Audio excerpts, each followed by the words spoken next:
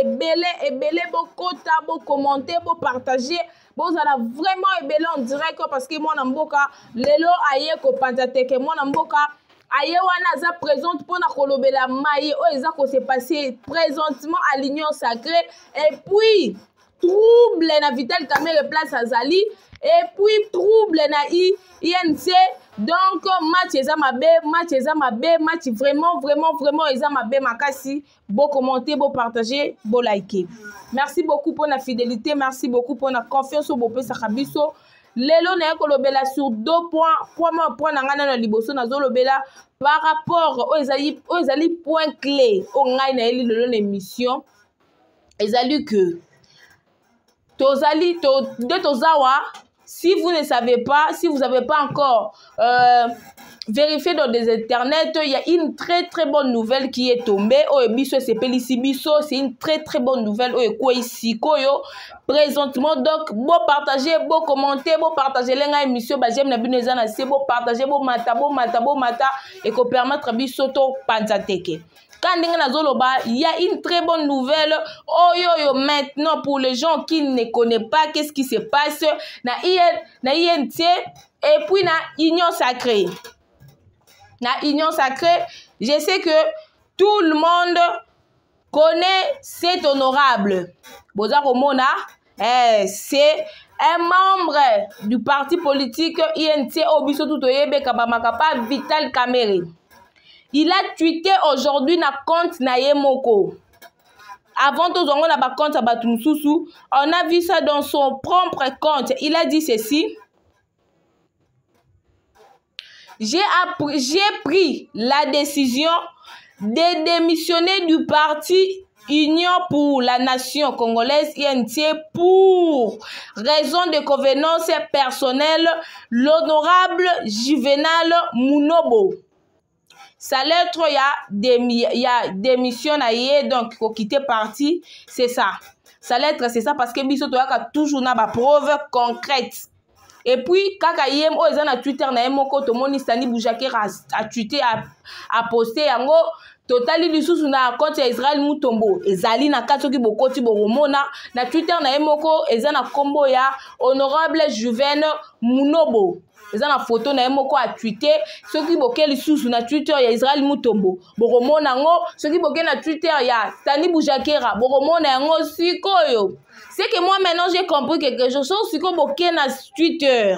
Il y a John Numbi. Lui là maintenant il nous a bien précisé les choses. Yesiko a précisé biso, il a dit ceci: RDC urgent, Juvenal Munobo quitte Vital Kamerhe.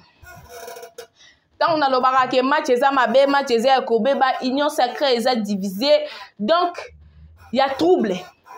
Je vous ai toujours dit que si aujourd'hui le pouvoir en place n'a 100%, il y a un bon faut pas réaliser.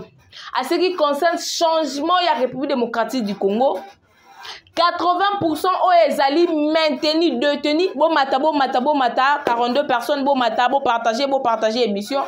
Parmi les gens, oyo bazana kati, ya ko freiner avancement ya mboka na biso, Vital Kamerhe fait partie. Vital Kamerhe fait partie. Il faudra raconter bien quelque chose sur l'honorable Juvenal Munobo. C'est un élu à Goma. C'est un député élu à Goma. À part ça, c'est un avocat. Eri Makambouya, Jamor Kabundi, et Baneko Régnier, c'était lui le premier personne. Il a roté les Melamambouana. Tolongo na mamwa Jamor Kabundi, ceux qui tokei er bakanga ki Kamerhe. Ceux qui boké na kati ya Twitter na ye, bokoti na kati ya Twitter na ye. Bokoti vraiment na kati ya Twitter na ye, vous vérifiez très bien, bon partager, bon aimer, ba commentaire na bino ko sala bien, bon partager, bon aimer. Ceux qui peuvent boké na Twitter na ye, vous allez voir que bozongi vraiment si mamakas. Parmi les gens qui ont soutenu Vital Kamerhe, eri bamanaki kokanga na procès, parmi bavoka oyo bazalaki ya ye, l'honorable Juvenal Munobo fait partie. Cela veut dire quoi? C'est un membre très important dans la partie il y a UNC. On a bandé qu'on joue un rôle très important dans UNC. Mais après, tu as vu une personne qui est congolais de père et de mère ne peut jamais accepter que Babomambo Kwanaye tant que lui il est là. Si vous voyez, Babomon a moutou moko boy 2 fois, azali na parti politique moko boy, oyo biso to lingaraté. Mais fin de compte, vous allez voir que la personne finira par quitter cette partie politique. C'est parce qu'il a compris qu'il n'y a pas l'intérêt de son pays dans 4 partis politiques. Sans oublier dans le bas qu'il a deux makambu, na yeli kolobela par rapport. Pourquoi? L'honorable Juvenal Munombo a quitté l'UNC, il a quitté aussi l'Union sacrée. Et puis, na koye lisusu kolobela par rapport. Il y a homme d'affaires. Oyoyo andimia comme un rebelle. Je vais parler pour je suis venu ici pour ces deux sujets. Si j'ai un liboso, j'avais déjà commencé à décortiquer ça. C'est une personne qui soutient comment dirais-je? C'est une personne, Vital Kamerhe reconnaît que non, c'est lui-ci, il me soutient en tout et pour tout. Lui là, il lui soutenait en étant inconscient. Abandé koye bate que nenga zo soutenir yebon azo soutenir ndendoki. Le train de soutenir le diable et pourtant lui c'est un Congolais, il n'a pas là où fuir. Et puis pourquoi aussi il a pris cette décision, il a démissionné, il a quitté parti politique, ou pas démissionner mais quitter parti politique.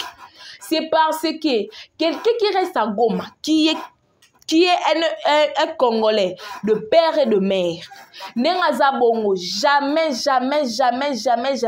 il peut accepter, continuer Koboma Bande Konabango. Il voit que ce qui constitution a changé, ce sera l'intérêt de notre pays. Il ne va pas continuer toujours à soutenir un étranger.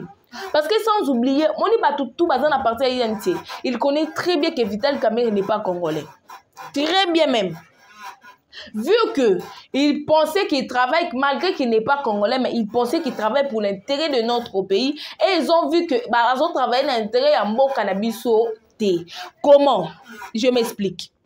Le chef de l'État est venu avec l'ordonnance qu'il faut constitution, ça l'a changé. Boye que Vital Kamerhe avant une décision quelconque ou bien avant une assemblée pour que aboya ko signer quelque chose ou bien aboya ko loba quelque chose pour partager émission, pour aimer émission, pour commenter pour que ye aboya ko signer quelque chose ou bien ko boya likambo moko boy. Ça demande quoi? Il faut d'abord il y a liboso ye fois ça là et zana nous kosa kozwa kokende na parti politique na ye o eza le roi ndaku na ye ko ye la bango exposition ya likambu que non le chef de l'État azana posa boye. Mais moi je vois que ceux qui pona ko changer boye pas na ngi ko simbate. Quand lui il a vu que le chef de l'État a une ordonnance, il y a une lettre que non, j'ai besoin que constitution ça la changer. Vital Kamerhe a mis en INC.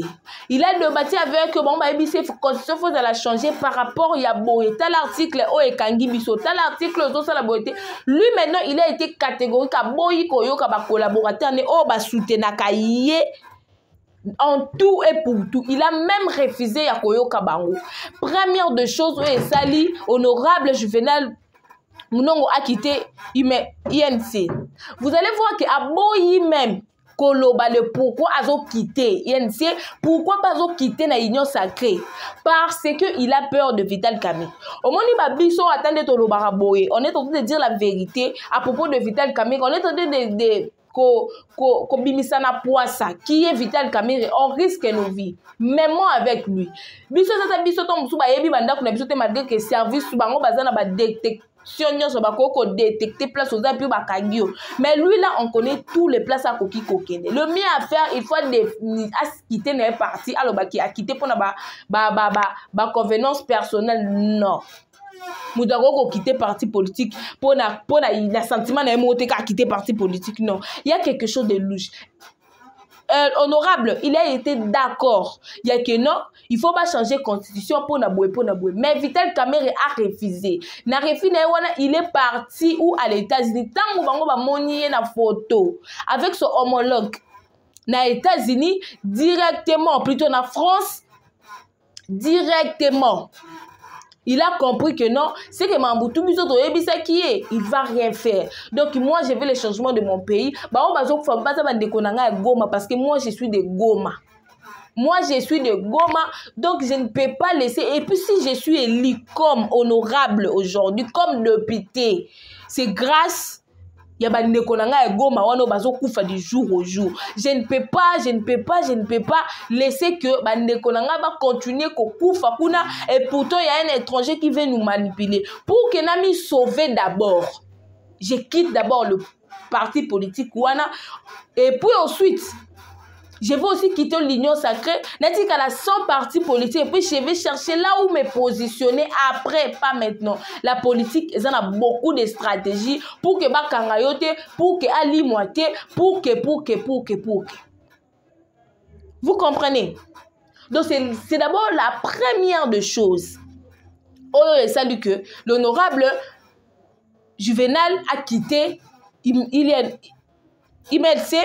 INC plutôt. Et puis, deuxième de choses, il a compris que Vital Kamerhe, après ce qui t'a commis au côté 2025, non pas 2025, mais avant Mando, il y a président Félix Tshisekedi, Vital Kamerhe va quitter l'Union sacrée, il va se positionner comme opposant. Cause à l'opposant cause à la surbase yanini surbase naie ezali que il faut siko ya déposer candidature na la présidence. Maintenant lui tant qu'un avocat, tant qu'un intellectuel, il est maintenant assis à Vandi à lui à comprendre comment est-ce que une personne qui dit qu'il travaille avec le chef de l'État, après, on en a pour ça quitter, après, vous, moi je vais vous dire une chose. Au moins, tout ce que Vital Kamerhe peut faire, bateau, baza, mieux placé, copier, c'est besoin d'informations, il est très très bien. Ce sont les gens qui sont dans quatre partis politiques qui a identifié. Quand il a vu tout ça, vu qu'il est congolais de père et de mère, il n'a pas pu accepter à Boyi même qu'accorder chanson, c'est pour cela qu'il a quitté. Moi, je vais dire à l'honorable ceci, papa, nous on vous soutient pour notre décision. Mon décision, c'est une très bonne décision. Tu es un Congolais de père et de mère, tu ne peux pas laisser Bandekonayo souffrir, Bandekonayo continuer Kokufa, et pourtant il y a une personne qui détruit notre pays. Il y a une personne qui travaille à la contre de notre pays. Il y a une personne qui veut nuire notre pays. Il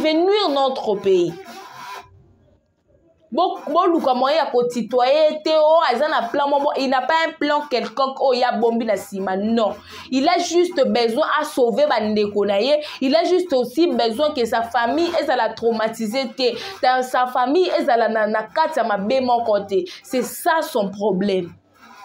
Il a déjà compris qui est Vital Kamerhe. Parce que Vital Kamerhe n'est que en France. On est sembla pamba qui sala ya pamba. Il a un plan très bien établi, bien même établi.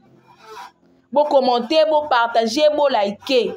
Bon ça la wana vraiment on dirait que bon la démission ti nasuka.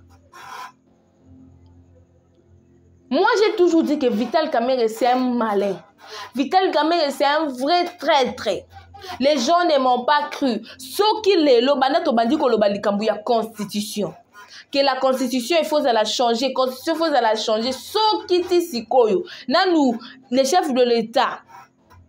Ou bien si notre constitution a changé, c'est parce que Vital Kamerhe qui bloque tout. Pas bloquer, il faut la non à mon côté parce qu'il va dire quoi. Je suis allé à l'étranger, il n'y a pas moyen de signer, donc il faut qu'il y ait une zone. Délai au Yaozoa. Vital Kamerhe est même capable de dépasser même 2024 au Sili, à compter 2025, pour la raison que je n'étais pas ici, j'étais à l'étranger. Tant à Koya, il a déjà un plan, il déjà dans mon Macron déjà payé. Vital Kamerhe c'est le vrai détructeur Yamboka Oyo. Vous allez vraiment aimer, vous partager, vous liker, vous aimer, vous allez vraiment en direct. Deuxième sujet dans les années. Et place siko maman likambunange zalelele vandeleli. Comme je vous avais dit que aujourd'hui on était vraiment parti Tokendaki vraiment pour la marche par rapport à l'ambassade de France. On était là mais on nous a pas donné l'occasion il y a qu'on marcher comme il faut. Il y a eu toujours des barrières, toujours des barrières à sorte pour la marche. Donc c'était pas facile, on a risqué. Donc on n'a même pas pu prendre les images, bakangi ba téléphone, ba caméra. C'est pour ça que vous avez vu que il y a pas donc na ba chaîne sous ba publier en côté. Parce que bakangi donc on était vraiment menacé pour toi ezambo kanabiso moko. On a le plein droit ya ko revendiquer ce que l'on a ko marché té. Deuxième de choses les anines. Vous savez pourquoi on a dit que l'union sacrée est divisée? Je vous avais dit ceci. Batu o bate kimbo kanabiso, ce sont les députés au bazana kata union sacrée. Comment? Première de choses, les députés on a bakoka ki kokondima. Kobimisana nou Vital Kamerhe loko la candidat unique té. Non c'est ya union sacrée. Parce que tu es na kata parlement. Parti politique o ezali o eza na plus na majorité belé ezali union sacrée. Union sacrée, pourquoi ils en ont pas député belé? C'est parce qu'il y a plus les députés, il y a UDPS. Ce qu'on a quand il y a union sacrée, il y a eu beaucoup de députés qui ont financé Bambong. Pour nous, nous candidats uniques. Bah pesa ba $20,000 na ba mituka. Pourquoi ka ba nous candidats uniques? Et puis bah résister qui quand ils ont vu que Abiba ninga bazu bambongo ebele bazu na ba mituka. Non, on va pas rester tant que comme il élection. Il y a parlement mobima va voter. Président il y a bureau et assemblée. Il y a eu maintenant de députés ko Vital Kamerhe Matisi volume mbongo $40,000. $40,000. Mais vous allez dire qu'il n'y a pas l'argent dans ces pays. $40,000 à chacun. Il y a eu combien de députés bazala qui soutenus par Vital Kamerhe? $40,000 plus badjip pour les autres na ba valeur à $30,000. Donc par chacun mutu to azaki dans ce sangi sur sommation et tout $70,000. Kaka pa bima. Quand vous voyez une personne est capable ya ko corrompre batu pour pas admis à dépenser belé parce qu'il y a un plan nino yazo préparé. Pourquoi il y a qu'ils la diviser? Il y a maintenant des députés qui sont devenus maintenant conscients que auto lingato teke za mboka na biso plus ba député ba boya ka ko céder. Peu importe ndenge ba luka ki ba corrompre ba corrompre ki bango ba sali. Mais na ba pe ba boya ki na bango ko céder place. Na ba to pe ba boya na ba député pe ba boya ki ko céder place. Ils se sont maintenant mobilisés. Que non, ceux qui Vital Kamerhe a signé lettre, il y a que constitution à la changer, automatiquement il faut biso to quitter l'union sacrée pour tous à la facilité, il y a que combattre Vital Kamerhe si facilement. La politique ça marche comme ça. La politique c'est un pour combattre tous à la kati. Non, il faut bimalibana ya place et koki kokangayo si facilement pour combattre bango bien. Moi je vais dire aux députés qui sont devenus conscients. Bon, c'est mobilisé.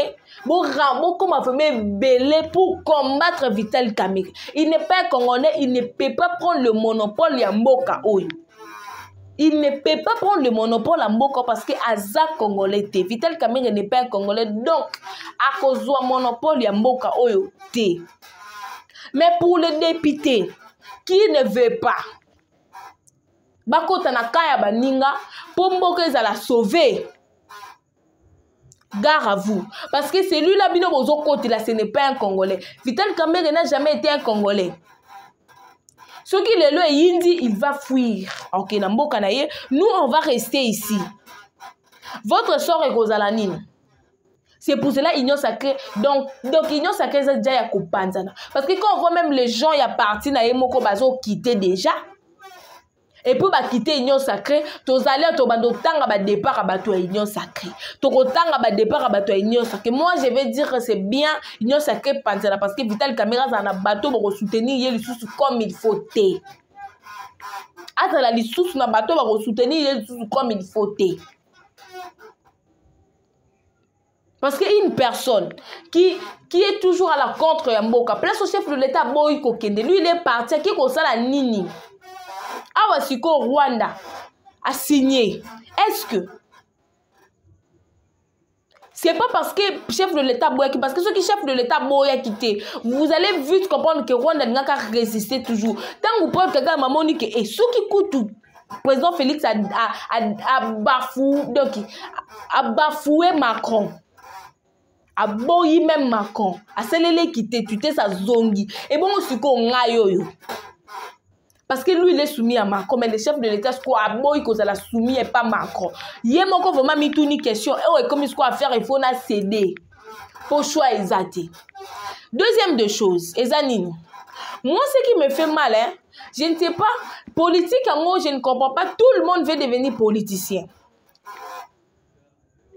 Tout le monde veut devenir politicien. Pour nous, nous avons maîtrisé tout comme on est bien parce que c'est d'abord un homme d'affaires, ce n'est pas d'abord un qui. Bandekoba Sungangana Kombo, Laura Sokoko. Comme on dit toujours que Moutou est un homme d'affaires. On vous connaît seulement un proche, il y a Kofi Olomide, c'est fini. C'est fini. Un homme d'affaires, Olali Loko Olamuki, tu es d'abord angolais, nous tous on connaît, tu es angolais, bisune sodoé biko angolais. Aux angolais, donc naki, pour oboyi, sur meka ki kolobelango awa. Si tu essayes à kolobela mambo awa. Tout aller barder. Moi, je ne fais pas avec de blablabla, je viens avec de preuves. Je vais vous lire. Mambo yé à lobby. Comment est-ce qu'elle peut s'y positionner qui a soutenir Nanga? Donc, il n'y a pas créé groupe de rébellion. Ce coup, Paul Kagame. Oh, il y a un groupe armé belé. Il y a un sous-bassement et belé. Il a cédé. Ce qu'on y a moi pour qu'on ait dans la minute où matanga et ça ma casse. Je ne comprends pas. On vous a payé combien? Combien? Pour c'est la jalousie. Nous tous on connaît que c'est la jalousie. Je vais lire. Je vais lire là où Monique. Il est bon. Tout le monde est libre de s'exprimer quand même. Toko Peksamoutou a s'exprimer n'a été. Toko Peksamoutou a s'exprimer n'a été. S'il veut, il a le choix, il a qu'à quitter. Bon, à ça peut d'ailleurs Congolais, c'est pas un problème. Il a dit ceci. Na Twitter, il y a Steve Nwembi, à lobby. Le Congolais Laurent Sokoko, connu dans le monde de la musique comme un proche de Kofi Olomide, vient de lancer la rébellion contre président Félix Tshisekedi, annonce faite dans une vidéo publiée dans les réseaux sociaux. Il y a pas vidéo parce que il y a pas assez de temps pour que noter la vidéo est tellement longue. Mais ça va dire nae. Il veut se rebeller. Azo ça la rébellion. Rébellion nae ezanini. Parce que il a compris que le chef de l'État ne veut pas donner confiance à n'importe qui. Il ne veut pas donner confiance à Moutounion sauté. Lui, il pensait qu'en venant plaider chez les chefs de l'État, les chefs de l'État ont la facilité à couper ça y est poste. Si facile, il s'est maintenant trompé. Et puis, deuxième de choses, c'est un ami proche. Il y a Nani, il y a Corneille Nanga. À part qu'on a l'ami proche, oh, bisoto yebi ya lokuyakie, bisoto pensa qui kaza ami proche ya Kofi Olomide, et pourtant il y a Zali na proche na été, son vrai proche c'est Corneille Nanga. Pourquoi il veut à Kenakata rébellion? Vu que Paul Kagame, il a signé qu'ils ont retiré tous ces groupes rebelles, na sol congolais, Corneille Nanga squazan la place à Kokimate. Il faut assez rasiko renfort. Renfort na yeza pona nini. Renfort na yeza li parce que